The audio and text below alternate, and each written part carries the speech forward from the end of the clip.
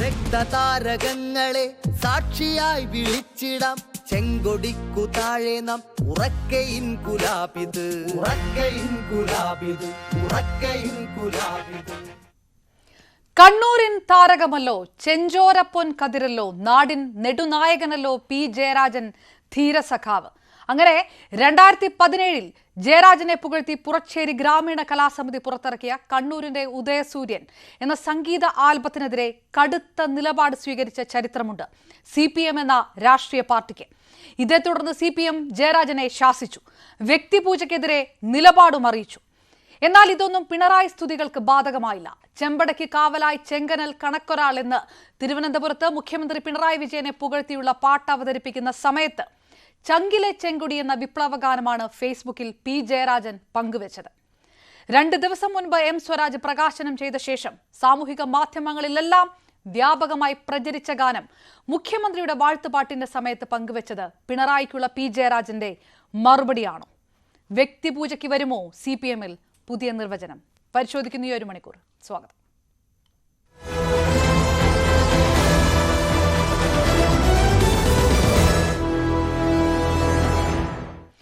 ഈ ചർച്ചയ്ക്കൊപ്പം ചേരുന്നു രാഷ്ട്രീയ നിരീക്ഷകരായ റിജി ലൂക്കോസ്, N ശ്രീകുമാർ, ഉമേഷ് ബാബു, ഒപ്പം ശ്രീ ജോർജ് പൊടിപ്പാറ. എല്ലാവർക്കും ഈ ചർച്ചയിലേക്ക് സ്വാഗതം. ആദ്യം ശ്രീ ഉമേഷ് ബാബു, ഒരു കാലത്ത് തെരഞ്ഞെടുപ്പ് പോസ്റ്ററുകളിൽ സ്ഥാനാർത്ഥിയുടെ പടം പോലും വെക്കാൻ പാടില്ല എന്ന് നിഷ്കർഷിച്ചിരുന്ന ഒരു പാർട്ടി കാലത്തിനനുസരിച്ച് മാറുന്നു. ഏതായാലും മുന്നിൽ നിൽക്കുന്നവരെ ഉയർത്തിക്കാണിക്കാതെ ജനമനസ്സുകളിലേക്ക് ഇറങ്ങാൻ കഴിയുകയില്ല എന്നുള്ളൊരു നിലപാടിലേക്ക് CPM എന്നൊരു പാർട്ടി എത്തിയിരിക്കുന്നു. വ്യക്തിപൂജ നിലപാടുകളിലെ മാറ്റം, അതല്ലെങ്കിൽ കീഴടങ്ങൽ, എങ്ങനെയാണ് താങ്കൾ കാണുന്നത്? അല്ല, ഒരു ദിവസം മുമ്പ് അമേരിക്കയിലെ സ്ഥാനമൊഴിയുന്ന പ്രസിഡന്റ് ശ്രീ ജോ ബൈഡൻ നടത്തിയിട്ടുള്ളൊരു വിടവാങ്ങൽ പ്രസംഗമുണ്ട്. അതാണ് ഞാൻ ഈ സമയത്ത് ഓർക്കുന്നത്. ജോ ബൈഡൻ അമേരിക്കയിലെ വളരെ വൃദ്ധനായിട്ടുള്ള പ്രസിഡന്റാണ്. അദ്ദേഹം സാധാരണ എല്ലാ പ്രസിഡന്റുമാരും അവിടെ നിന്ന് സ്ഥാനം ഒഴിയുമ്പോൾ നടത്തുന്ന വിടവാങ്ങൽ പ്രസംഗമുണ്ട്. അത് സാധാരണ ചിലരുടെ പ്രസംഗം വളരെ ശ്രദ്ധിക്കപ്പെടാറുണ്ട്. ഇന്നലെ അതീവ ശ്രദ്ധ നേടിയ ഒരു പ്രസംഗമാണ് ജോ ബൈഡൻ നടത്തിയത്. ബൈഡൻ അതിൽ പറഞ്ഞിട്ടുള്ള ഒരു കാര്യം,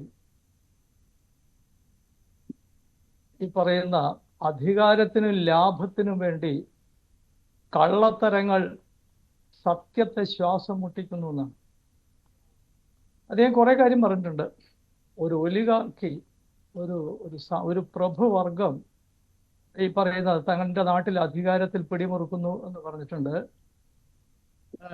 ഈ പറയുന്ന അധികാരത്തിനും ലാഭത്തിനും വേണ്ടിയിട്ട് ഉള്ള കള്ളത്തരങ്ങൾ സത്യത്തെ ശ്വാസം മുട്ടിക്കുന്നു. അതുകൊണ്ട് ജനാധിപത്യവാദികൾ ജാഗ്രതയായിരിക്കണമെന്നാണ്.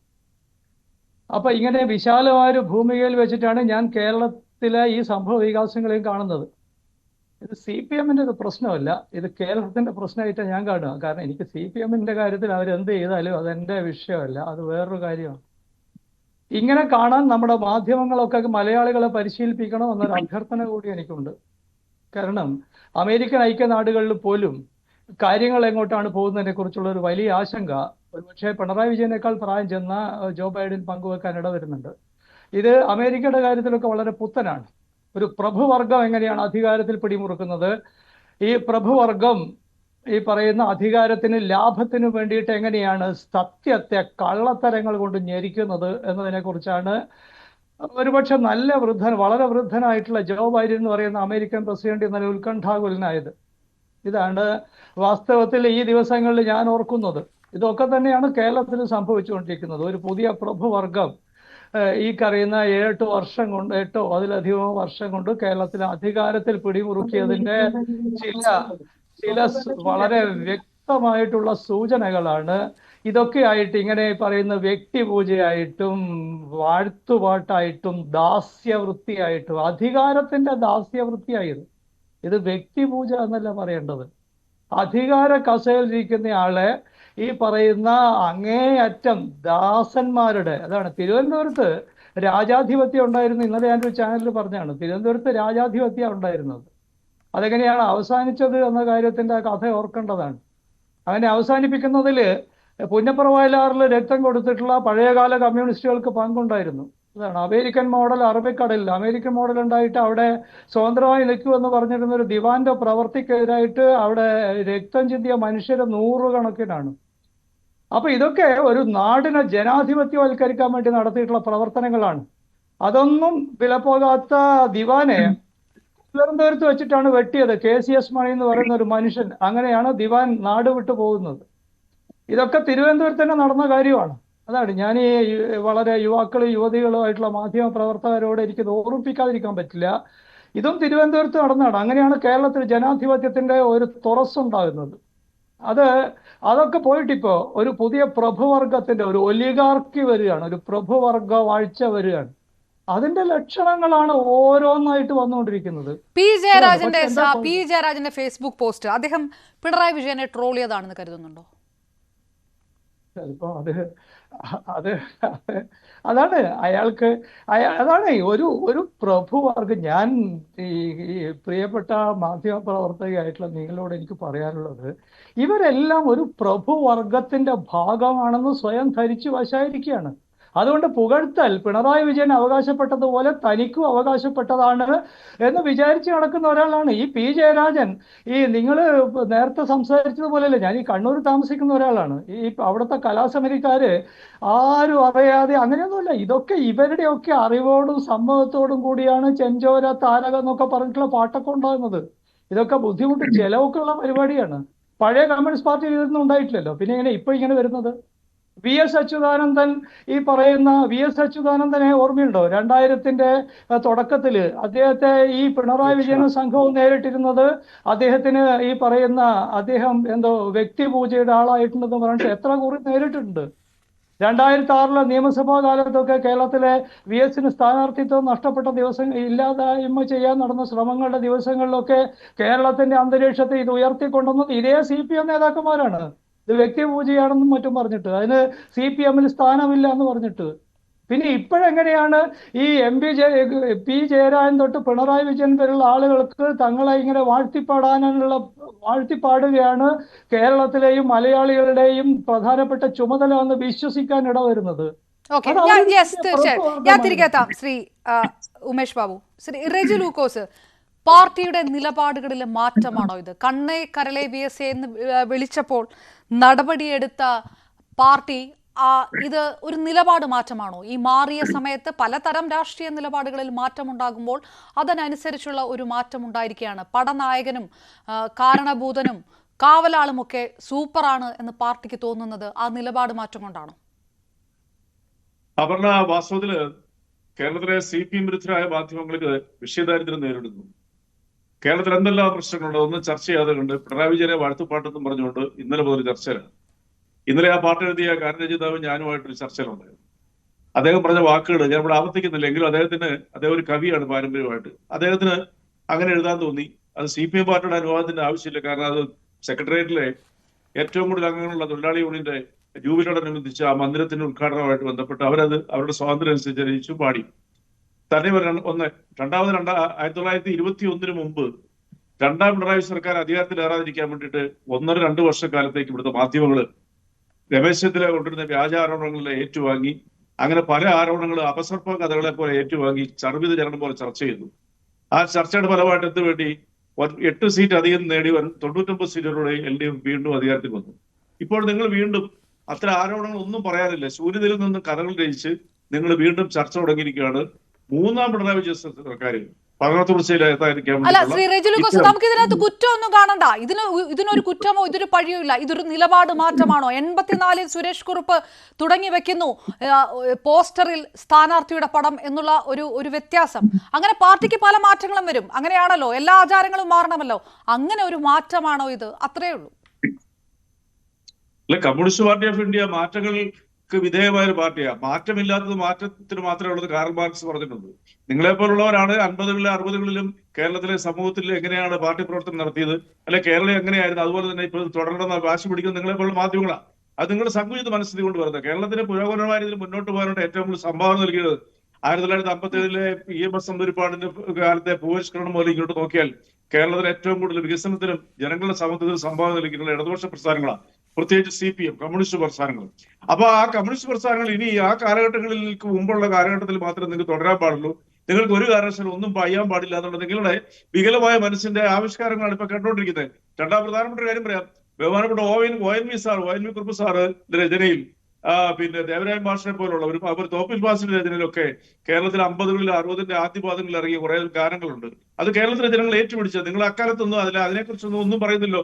അന്ന് ഈ ചെങ്കൊടിയെ കുറിച്ച് ലാൽസലാം എന്നുള്ള വാക്കുകളും പിന്നെ കേരളത്തിലെ സഖാക്കളെ കുറിച്ചൊക്കെ അതിനകത്ത് ഈ നാടിന്റെ പുരോഗതിയെ കുറിച്ചൊക്കെ എത്രയോ ഗാനങ്ങൾ രചിച്ചിട്ടുണ്ട്. ഇന്നും അത് സൂപ്പർ ഹിറ്റുള്ള കേരളത്തിലെ മനുഷ്യരുടെ മനസ്സിൽ ഇന്നും പാർട്ടി സമ്മേളനങ്ങളിൽ അത് മുഴങ്ങുന്നുണ്ട്. ഞാൻ പാർട്ടി സമ്മേളനത്തിൽ പങ്കെടുക്കുന്ന ഒരാളാണ്, മുടങ്ങുന്നുണ്ട്. അപ്പൊ നിങ്ങൾക്ക് അതൊന്നും പ്രശ്നമില്ല. ഇപ്പൊ പിണറായി വിജയൻ എന്നുള്ള വ്യക്തിയെ കുറിച്ച് ഒരു ഞാനത് പരിപൂർണമായിട്ടും അത് അംഗീകരിക്കുന്നു. ഈ മാറ്റം ഉണ്ടാകട്ടെ. അപ്പൊ 2001 VS അച്യുതാനന്ദനുമായിട്ട് ബന്ധപ്പെട്ട് ഇത് അദ്ദേഹം ഈ വളരെ ജനകീയമായിട്ടുള്ള വിഷയങ്ങളൊക്കെ ഏറ്റെടുത്തുകൊണ്ട് വലിയ തരത്തിൽ ആരാധക വൃന്ദങ്ങൾ ഉണ്ടാക്കിയപ്പോൾ ഇതൊക്കെ വ്യക്തിപൂജയാണ് എന്ന് പറഞ്ഞൊരു വിഷയം ഉണ്ടായിരുന്നല്ലോ. അതിൽ പശ്ചാത്തപിക്കുന്നുണ്ടാകും അല്ലെ? ആ നിലപാട് തെറ്റായിരുന്നു, പാർട്ടി ആ നിലപാട് എടുക്കേണ്ടിയിരുന്നില്ല എന്ന് തോന്നുന്നുണ്ടായിരിക്കും താങ്കളടക്കമുള്ളവർക്ക് ഇപ്പോ ഒരുപക്ഷെ. അത് അവരുടെ ഒരു നിർവചനമാണ്. എനിക്കത് കേട്ടപ്പോ എന്താ പറയുക, ഒരു കൗതുകമായിട്ട് തോന്നുന്നത്. കണ്ണകേരള BS എന്നുള്ള മുദ്രാവാക്യം വിളി മുഴങ്ങിയത് നിങ്ങളിപ്പോ ഉദ്ദേശിക്കുന്ന കോട്ടയം സമ്മേളനത്തിൽ ഒരു മഴയത്ത് കുറച്ചുപേര് അവിടെ ഇരുന്നുകൊണ്ട് ഒരു തരത്തിലും പാർട്ടിക്ക് അംഗീകരിക്കാൻ പാടില്ലാത്ത രീതിയിലുള്ള പിന്നെ ചില പ്രയോഗങ്ങൾ നടത്തിയപ്പോഴത്തേക്ക് ബഹുമാനപ്പെട്ട അന്നത്തെ പാർട്ടിയുടെ സെക്രട്ടറി പിണറായി വിജയൻ എഴുന്നേറ്റ് ശാസിക്കാനുള്ള തെറ്റായ രീതിയിൽ വ്യതിചലിച്ചിട്ടുണ്ട്. ശാസിക്കാനുള്ള അവകാശവും അധികാരമുള്ള ഒരു പാർട്ടി, അത് കേൾക്കാനുള്ള എല്ലാ പിന്നെ മാനസിക ഇതുള്ള ഒരു പ്രവർത്തകർ CPM-നുള്ളത്. ഞാനൊരു CPM പ്രവർത്തകരായോണ്ട് തന്നെ പറയാ, നിങ്ങൾ അത് ഉദ്ദേശിച്ചായി പറയുന്നു. പക്ഷെ അവിടെ നിങ്ങൾ അന്ന് മുതൽ, ഞാൻ ആ പൊതുസമ്മേളനത്തിലെ ഒരു കാണിയായിട്ട് പങ്കെടുത്തിട്ടുള്ള കോട്ടയം സമ്മേളനത്തിൽ, അന്ന് മുതൽ നിങ്ങളുടെ മാധ്യമങ്ങള് VS അച്യുതാനന്ദനെ ഒതുക്കാനായിട്ട് VS അച്യുതാനന്ദനെ പൂഴ്ത്തി കഴിഞ്ഞിട്ടുണ്ട്, ഈ പാർട്ടി തിരുത്തു എന്നൊക്കെ പറഞ്ഞ് നിങ്ങൾ തുടങ്ങിയതാ. എന്തെങ്കിലും പ്രാധാന്യം അതിനകത്തുണ്ടായിട്ടുള്ളൂ? ഇവിടെ എന്താ വിഷയം? ഇപ്പൊ നിങ്ങൾ ഈ ചർച്ചയ്ക്കെടുത്ത വിഷയം എന്താ? P ജയരാജൻ ഫേസ്ബുക്കിൽ ഒരു പോസ്റ്റ് ഇട്ടു. അതേ ആ പോസ്റ്റ് ഞാനും വായിച്ചതാ. ഞാൻ ആ വായിച്ചപ്പോഴത്തേക്ക് അതൊരു പുതിയ പോസ്റ്റ് ഒന്നുമല്ല, അത് പുതിയ ഗാനമല്ല. അതിനെ പിണറായി വിജയൻ ഒരു താക്കീത് കൊടുത്തോണ്ട് പിണറായി വിജയനെ വെല്ലുവിളിച്ചാണ് ഇട്ടെന്നൊക്കെ നിങ്ങൾ വ്യാഖ്യാനിക്കുന്നത്. നിങ്ങൾക്ക് കമ്മ്യൂണിസ്റ്റ് പാർട്ടി ഇന്ത്യ മാർക്സിസ്റ്റിനെ കുറിച്ച് പിണറായി വിജയൻ പറഞ്ഞൊരു വാക്ക് ഞാൻ ആവർത്തിക്കുക. ഈ ചോദ്യം മാധ്യമങ്ങൾ ചോദിച്ചപ്പോൾ ഒരു വാക്ക് പറയാമായിരുന്നു ആ വാഴ്ത്തുപാട്ടിനെ കുറിച്ച്. ആ വാഴ്ത്തുപാട്ടിനെ കുറിച്ച് എന്തെങ്കിലും ഒരു അനുകൂലമായിട്ടുള്ള ഒരു പ്രതികരണം അദ്ദേഹത്തിന്റെ ഭാഗത്തുനിന്നുണ്ടായിരുന്നില്ല, P ജയരാജന്റെ ഭാഗത്തുനിന്ന്. താങ്കൾ കേട്ടിരുന്നോ എവിടെയെങ്കിലും? അല്ല, ഇത് നിങ്ങൾ എന്തിനാണ് ഞങ്ങളുടെ പാർട്ടിയുടെ അഭിപ്രായങ്ങളെ കുറിച്ചൊക്കെ നിങ്ങൾ ഇങ്ങനെ ഉത്കണ്ഠപ്പെടുത്തുന്നത്? നിങ്ങൾക്ക് ഇവിടെ എന്തെല്ലാം വിഷയങ്ങളുണ്ട്. ഇവിടെ കോൺഗ്രസ് പാർട്ടിയുടെ രാഹുൽ ഗാന്ധി, അത് ജനാധിപത്യ പാർട്ടിയല്ലേ, ഇന്ത്യയിൽ ഭരണത്തിൽ കയറണം, അദ്ദേഹത്തിന്റെ നടപ്പിലൂടെ അല്ലെങ്കിൽ ജോഡോ യാത്രയിലൂടെ ആയാലും ഭരണത്തിൽ ഈ BJP താഴെ ഇറക്കി വരണമെന്ന് ആഗ്രഹിച്ച കൂട്ടത്തിൽപ്പെട്ട ഒരാളാണ് ഞാൻ. മറ്റ് രാഷ്ട്രീയ പാർട്ടികളുടെ വിഷയങ്ങളൊന്നും പരിശോധിക്കാത്ത ഒരു രാഷ്ട്രീയ പാർട്ടിയാണ് CPM ആണല്ലോ അല്ലെ? അല്ല, അങ്ങനെ അല്ലെന്നൊക്കെ ചോദിച്ചാൽ എന്റെ വായിച്ചില്ല അങ്ങനെ പറയാൻ. അവരുടെ പോലെ മിടിക്കുക ഒരു മാധ്യമപ്രവർത്തകർ ശ്രമിക്കണ്ട. എത്രയോ വർഷങ്ങളായിട്ട് നമ്മുടെ ചർച്ചയിലുണ്ട്. ഞാൻ പറഞ്ഞല്ലോ, കേരളത്തിൽ നിങ്ങൾ വളരെ വളരെ ദയനീയമായിട്ട് നിങ്ങൾ വിഷയദാരിദ്ര്യം നേരിടുന്നു. ഇതതിന്റെ വസ്തുത. ഇത്തരം വിമർശനങ്ങളും ഇവിടെ നേരത്തെ പറഞ്ഞ ഉമേഷ് സാർ, ഞാൻ ബഹുമാനിക്കുന്ന വ്യക്തിത്വം, അദ്ദേഹത്തെ പറഞ്ഞ വിമർശനങ്ങളെല്ലാം കേട്ട് തഴപ്പിച്ച് ഈ വന്നൊരു പാർട്ടിയാക്കി. ഈ CPM പാർട്ടി മാത്രം വോട്ട് ചെയ്തുകൊണ്ട് ഭരണത്തിൽ വരും ഈ പാർട്ടി. നിങ്ങൾക്ക് തോന്നുന്നുണ്ടോ? കേരളത്തിൽ ഞങ്ങളുടെ അംഗസംഖ്യ 4,85,000 ഉള്ളൂ മെമ്പർഷിപ്പ്.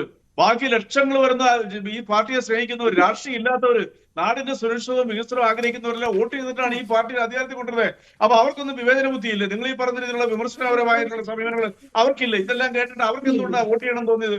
അത് സ്വാഭാവിക കാലത്തിനനുസരിച്ച് മാറിക്കൊണ്ടിരിക്കുന്ന മാറ്റം എന്ന് പറയുന്നത് കാലാനുസൃതമായ മാറ്റം. ഇപ്പൊ ഗ്ലോബൽ പിന്നെ എന്താ പറയുക ഡെവലപ്മെന്റ്സിനെ കുറിച്ച് ഏറ്റവും കൂടുതൽ ചിന്തിക്കുക, അത് കേരളത്തിൽ കൊണ്ടുവരാനായിട്ട് ആഗ്രഹിക്കുകയും ചെയ്ത കേരളത്തിലെ ആദ്യത്തെ പിന്നെ മുഖ്യമന്ത്രി പിണറായി വിജയൻ മാത്രമൊന്നുമല്ല, ബഹുമാനപ്പെട്ട EK നായരുടെ കാലത്ത് ഉണ്ടായിട്ടുണ്ട്. അത് ഇങ്ങോട്ട് തുറന്നു വന്നു കഴിഞ്ഞിട്ടുണ്ടെങ്കിൽ ഏറ്റവും കൂടുതൽ അതായത് ഇനി സ്വീകരിക്കാൻ പോകുന്ന ഒരു നിലപാടിന്റെ ഭാഗമാണ് കാരണഭൂതൻ മെഗാ തിരുവാതിര തൊട്ട് കാവലാൾ ഈ വാഴ്ത്തുപാട്ട് വരെ. ഇത് ഒരു നിലപാട് മാറ്റമാണ്. കാലത്തിനനുസരിച്ച് പാർട്ടി മാറുന്നു. വളരെ ആരോഗ്യകരമായിട്ട് ശ്രീ റെജി ലൂക്കോസ് അത് അംഗീകരിക്കുന്നു. അല്ല, അങ്ങനെയല്ല, അത് അങ്ങനെ പറഞ്ഞു പോകാതെ ഞാൻ പറഞ്ഞതിനെ വളച്ചു കിട്ടണം. അതാണ് ഞാൻ വളരെ സിമ്പിൾ. താങ്കൾ ആ താത്വികമായിട്ടുള്ള അവലോകനം നടത്തിയത് എന്താണ് പറയുന്നതെന്ന് എനിക്ക് മനസ്സിലാവുന്നില്ല, കേൾക്കുന്നവർക്ക് മനസ്സിലാവുന്നില്ല. വളരെ സിമ്പിൾ ആയിട്ടാണ് ഇതങ്ങ് അംഗീകരിക്കുന്നു. ഇങ്ങനെയൊക്കെ തന്നെയായിരിക്കും ഇനി ഉണ്ടാവുക എന്നുള്ളതിന്റെ സാമ്പിൾ. ഞാനത് എന്റെ വാക്കൊന്ന് പൂർത്തിരിക്കട്ടെ. എന്നെ മാത്രം ഇത് തടയുന്നില്ല. ഞാനൊരു താത്വിക അവനവനുമായിട്ട് നടക്കുന്ന ഒരു വ്യക്തിയല്ല. എന്നെ അറിയാവുന്നവർക്ക് ഞാൻ താത്വികമായിട്ട് അവരവരും മെനക്കെടാറില്ല. ഇത്രയും ഈ 11 വർഷത്തെ ചാനൽ ഡിബേറ്റിൽ കൈരളിയിൽ 2000 മുതൽ രാഷ്ട്രീയ പ്രോഗ്രാം ചെയ്യുന്ന കാര്യത്തിൽ ഞാനങ്ങനെ ചെയ്തിട്ടില്ല. കാരണം എനിക്കതിന് യോഗ്യതയില്ല. താത്വികമായി അവരവൻ ചെയ്യാൻ മാത്രമൊന്നും ഞാൻ കഴിവുള്ള ആളെന്നില്ല. പച്ച മലയാളത്തിലാണ് പറഞ്ഞത്. നിങ്ങൾ കൊണ്ടുവരുന്ന വിഷയങ്ങളെ തെറ്റായ രീതിയിൽ ജനങ്ങളെ തെറ്റിദ്ധരിപ്പിക്കാൻ കൊണ്ടുവരുന്ന വിഷയങ്ങളെ വിമർശിക്കുമ്പോൾ നിങ്ങൾക്ക് താത്വികമായിട്ട് തോന്നും. എന്ത് താത്വിക? ആഗോളപരമായിട്ടുള്ള വികസനങ്ങൾ കേരളത്തെ കൊണ്ടുവരാൻ ശ്രമിക്കുന്ന CPM-നെ പോലെ പാർട്ടിയെ വ്യക്തിപൂജ ഈ പാർട്ടി അംഗീകരിക്കുന്നു, നെഞ്ചിലേറ്റുന്നു, പ്രോത്സാഹിപ്പിക്കുന്നു. ഇത്രയേ ഉള്ളൂ ചോദ്യം. പ്ലീസ്, അത്രേ ഉള്ളൂ ചോദ്യം. വ്യക്തിപൂജ. ഞാൻ അതിനുള്ള മറുപടിയാണ് പറഞ്ഞുകൊണ്ടിരിക്കുന്നത്. ഇല്ല, എനിക്ക് മറുപടി മനസ്സിലാവുന്നില്ല ശ്രീ റെജി ലൂക്കോസ്. എനിക്ക് മനസ്സിലാകുന്നേ ഇല്ല. താങ്കൾ അതിനെ അംഗീകരിക്കുകയാണോ വേണ്ട എന്ന് പറയുകയാണോ എന്ന് എനിക്ക് ആ മലയാളം മനസ്സിലാകുന്നേ ഇല്ല. അത് അപർണയ്ക്ക് മനസ്സിലാകത്തില്ല. നിങ്ങൾക്ക് മനസ്സിലായി കഴിഞ്ഞാൽ പിന്നെ ഈ ചർച്ചയുടെ ഗതി മുട്ടിയില്ലേ? അതുകൊണ്ടാണ് മനസ്സിലാകാത്തത്. ഞാൻ പറഞ്ഞല്ലോ, ഈ CPM എന്ന പാർട്ടിയിൽ ഒരു വ്യക്തിപൂജയില്ല. പാർട്ടിയാണ് നമ്പർ 1. അത് കഴിഞ്ഞ വ്യക്തികൾക്ക് പ്രാധാന്യമുള്ളൂ. നിങ്ങൾ ആദ്യം മനസ്സിലാക്കുക.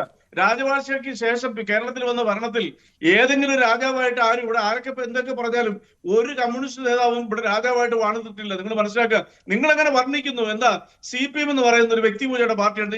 എന്ത് വ്യക്തിപൂജ CPM നടത്തിയിരിക്കുന്നത്? പറയൂ. പാർട്ടിയുടെ ഔദ്യോഗികമായിട്ടുള്ള അല്ലെങ്കിൽ AK സെന്ററിൽ നിന്ന് ഔദ്യോഗികമായ അറിയിപ്പോട് ഏതെങ്കിലും രീതിയിലുള്ള ഒരു വരികമായിട്ട് ഏതെങ്കിലും വ്യക്തിയെ പ്രകീർത്തിക്കുന്നതായിട്ട് കേരളത്തിൽ ഇറങ്ങിയിട്ടുണ്ടോ? നിങ്ങൾ നേരത്തെ സുരേഷ് കുറുപ്പിനെ കുറിച്ചൊരു വാക്ക് പറഞ്ഞു. ആ ഇലക്ഷനിൽ എനിക്കൊന്ന് വോട്ടവകാശം ഇല്ലെങ്കിൽ ആ ഇലക്ഷൻ എന്റെ നാട്ടിൽ നടന്നതാ. അന്ന് ഞാനൊക്കെ ഏതാണ്ട് എനിക്ക് പ്രീ ഡിഗ്രിക്ക് പഠിക്കുന്ന കാലത്ത് മറ്റാണെന്ന് തോന്നുന്നു. അന്ന് സുരേഷ് കുറുപ്പിനോടൊപ്പം ജാഥ നയിക്കാൻ ഞങ്ങളൊക്കെ എന്താ സുരേഷ് കുറുപ്പ് എന്ന് പറയുന്ന വ്യക്തി എന്ന് പറയുന്ന വ്യക്തിക്ക് കേരളീയ സമൂഹത്തിലും പ്രത്യേകിച്ച് ഞങ്ങളുടെ കോൺസ്റ്റിറ്റ്യൂഷൻ നൽകിയ ആദരവ്, അത് അന്ന് ഏറ്റവും അപ്ഡേറ്റഡ് ആയിട്ട് അദ്ദേഹത്തിന്റെ ചിത്രം പബ്ലിഷ് ചെയ്തു, പോസ്റ്റർ ഒട്ടിച്ച്. അതൊക്കെയല്ലേ മാറ്റാം. എനിക്കിപ്പോഴും മനസ്സിലാവുന്നില്ല ശ്രീ റെജി ലൂക്കോസ്. എനിക്കിപ്പോഴും മനസ്സിലാവുന്നില്ല താങ്കൾ ഇതേത് തരത്തിലാണ് എടുക്കുന്നത്. എനിക്കിപ്പോഴും മനസ്സിലാകുന്നില്ല. ഞാൻ തിരികെ എത്താം.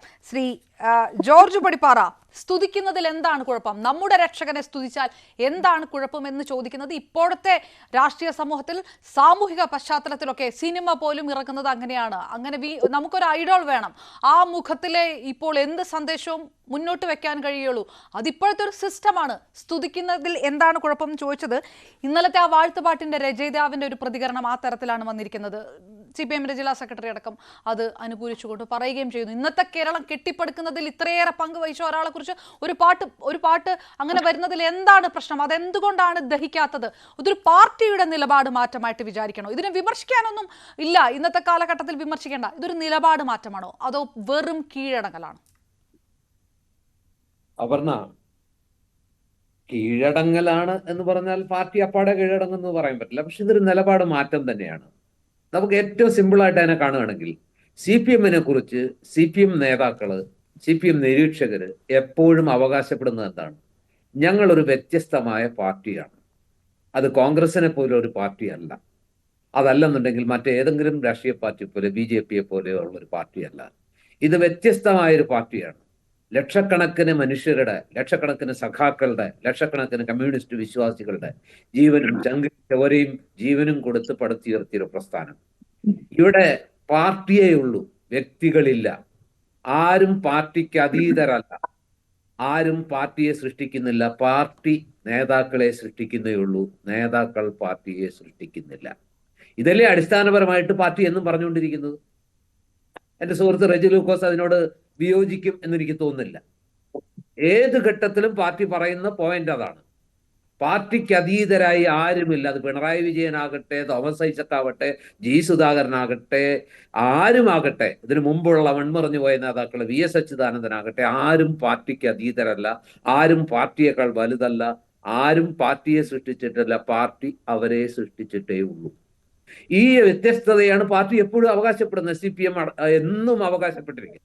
ആ വ്യത്യസ്തതയാണ് കേരളത്തിലും ഇന്ത്യയിലുമുള്ള അല്ലെങ്കിൽ കമ്മ്യൂണിസ്റ്റ് പാർട്ടിയെ, ഈ പാർട്ടിയെ സ്നേഹിക്കുന്ന മനുഷ്യരെല്ലാം അവരുടെ നെഞ്ചോട് ചേർത്ത് വെച്ചിട്ടുള്ളത്, അവർ ഹൃദയത്തിൽ ഏറ്റെടുത്തിട്ടുള്ളത്. അതുകൊണ്ടാണ് ഈ പാർട്ടി വ്യത്യസ്തമായ പാർട്ടിയാണെന്നും ഈ പാർട്ടി ആരോടെങ്കിലും ചേർന്ന് നിൽക്കുന്നെങ്കിൽ അത് നേതാക്കളോടല്ല, മറിച്ച് ആ പാർട്ടിയെ താങ്ങും തണലുമായി കാണുന്ന, ആ പാർട്ടിയിൽ വിശ്വാസം അർപ്പിച്ചിരിക്കുന്ന ജനകോടികളോ അല്ലെങ്കിൽ ജനലക്ഷങ്ങളോടാണ് എന്നാണ് ഈ പാർട്ടി എന്നും പഠിപ്പിച്ചിട്ടുള്ളത്. അതുകൊണ്ട് തന്നെ കഴിഞ്ഞ കാലങ്ങളിൽ ഒരിക്കലും നമ്മൾ ഈ രീതിയിൽ, നേരത്തെ അപർണ സൂചിപ്പിച്ചൊരു കാര്യമുണ്ടല്ലോ, സ്ഥാനാർത്ഥികളുടെ പേര് പോലും അല്ലെങ്കിൽ അവരുടെ പടം പോലും ഇല്ലാതെയാണ് പാർട്ടി മത്സരിച്ചിട്ടുള്ളത്. കാരണം അവിടെ നേതാവല്ല, ആ പാർട്ടി ആണ് വിഷയം. CPM എന്ന പാർട്ടിയിലാണ് വിശ്വാസം. ആ പാർട്ടിയെ നയിക്കുന്ന നയനാറിലോ VS-ലോ അതല്ലെങ്കിൽ AKGയിലോ EMS-ലോ ഇവരാരും ഈ പറഞ്ഞ ശ്രീ പിണറായി വിജയനേക്കാൾ താഴെയല്ല, അല്ലെങ്കിൽ മുകളിലല്ല. എല്ലാവരും അങ്ങനെ വിചാരിക്കാം നമുക്ക്. അവരാരും ഈ രീതിയിൽ ഈ വ്യക്തിപൂജയിലേക്ക് അല്ലെങ്കിൽ ഒരു ദൈവത്തിന്റെ രൂപത്തിലേക്കൊന്നും ആരും കണ്ടിട്ടില്ല. അവർക്ക് വേണ്ടി വാഴ്ത്തുപാട്ടുകളൊന്നും ഉണ്ടായിട്ടില്ല. ഉണ്ടായിരുന്നെങ്കിൽ ഞാൻ ഇപ്പോഴും വിശ്വസിക്കുന്നു അവരത് അംഗീകരിക്കുകയുമില്ലായിരുന്നു. പക്ഷെ ഇപ്പോ എന്തുകൊണ്ട് ഇങ്ങനെയൊക്കെ സംഭവിക്കുന്നു? എന്തുകൊണ്ട് ഇതിനെ വിലക്കുന്നില്ല?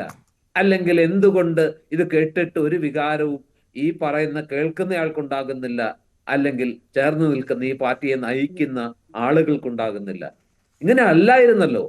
ഇപ്പൊ നേരത്തെ VS അച്യുതാനന്ദൻ രാഷ്ട്രീയത്തിലേക്ക് കണ്ണേ കരളെ VS എന്ന് പറയുമ്പോൾ അത് കോട്ടയത്ത് വിലക്കിയ കാര്യം അറിയാലോ. അതൊരു പ്രത്യേക സാഹചര്യത്തിലാണെന്നൊക്കെ പറഞ്ഞു റെജി ലൂക്കോസ്. അതിൽ പങ്കെടുത്ത ആളുകളെ പലരെയും എനിക്കറിയാം. ആ മുദ്രാവാക്യം മുഴക്കിയ ആളുകൾ, അന്ന് അത് വിളിച്ച് പോയ ആളുകളെ കുറിച്ചൊക്കെ എനിക്ക് കൃത്യമായിട്ട് അറിയാം. ഞാനതൊന്നും പറയുന്നില്ല.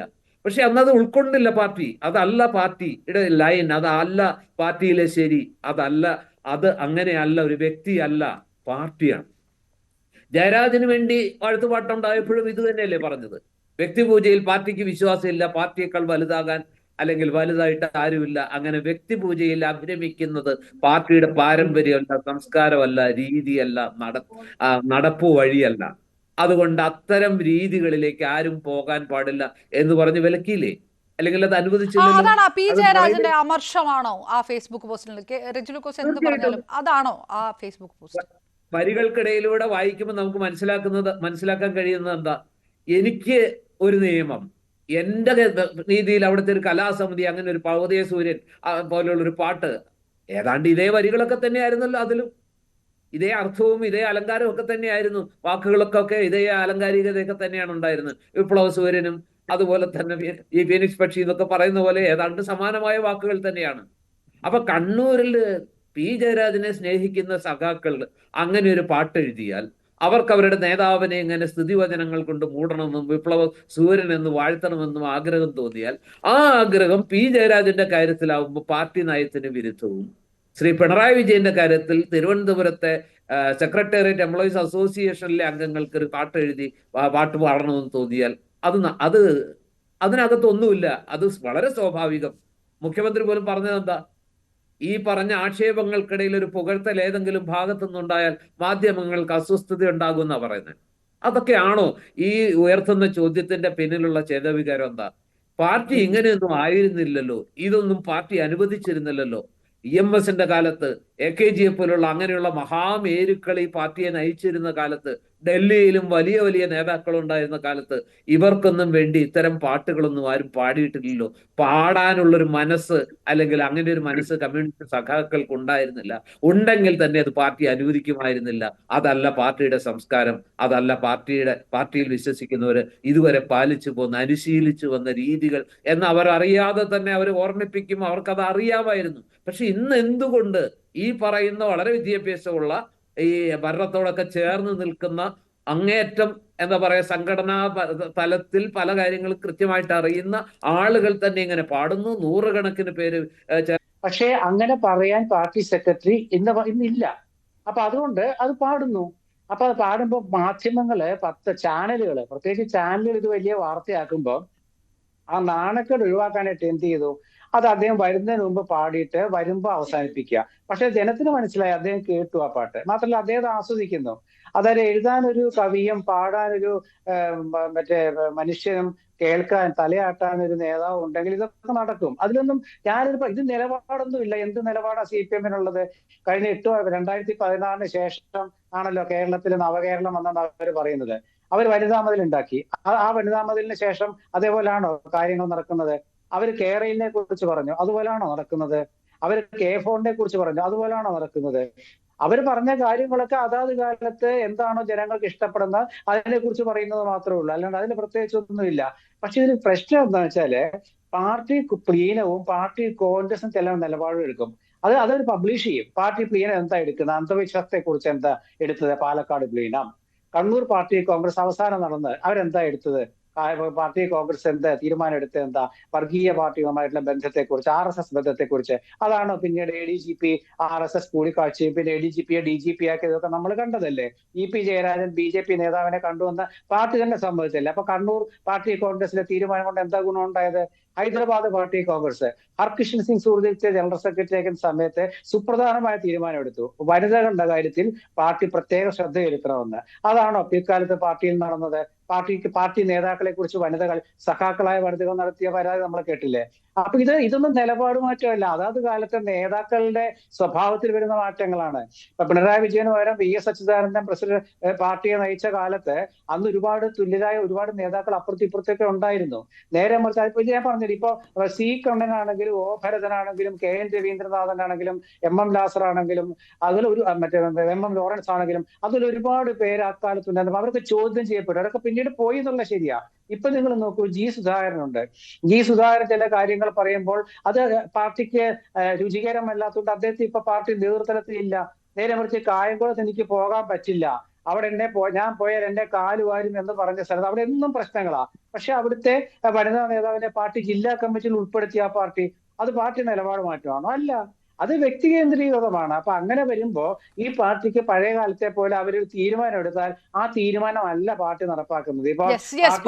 പാർട്ടി മാറുന്നതിന്റെ ഭാഗമായിട്ട് അങ്ങനെ ഒരു മാറ്റമുണ്ടാക്കിയാൽ, വ്യക്തിപൂജയിലെ നിലപാടിൽ വ്യത്യാസമുണ്ടാക്കിയാൽ തീരുമോ P ജയരാജൻ അടക്കമുള്ളവരുടെ പരിഭവമോ? അപ്പോഴും പാർട്ടി നിലപാടിൽ നിന്ന് മാറുകയാണ് എന്നുള്ള ഒരു കൃത്യമായിട്ടുള്ളൊരു സന്ദേശം കൂടിയാണ് പുറത്തേക്ക് വരുന്നത്. വരാം വളരെ പെട്ടെന്ന് ചെറിയ ഇടവേള.